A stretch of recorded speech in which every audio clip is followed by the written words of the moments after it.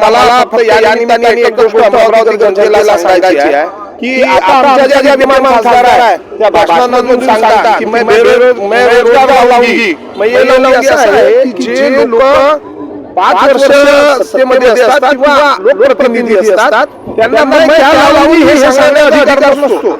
मैंने क्या लाया हे सांगायची गोष्ट असते.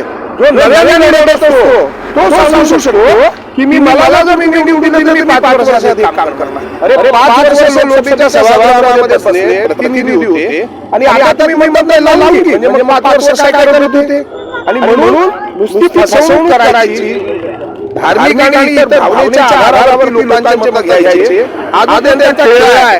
हा खेळ महाराष्ट्राच्या तरुणांच्या लक्षात आलेला आहे, लोकांच्या लक्षात आलेला आहे. आणि म्हणून तुम्ही बघितलं असेल की महाविकास आघाडीचे काँग्रेस पक्षाचे उमेदवार आमचे बळवंतराव वानखेडे त्यांना प्रचंड प्रतिसाद सर्व स्तरातून, तरुण असतील, युवक असतील, ज्येष्ठ लोक असतील, प्रौढ लोक असतील, सर्व स्तरावरून मोठा प्रतिसाद मिळतोय.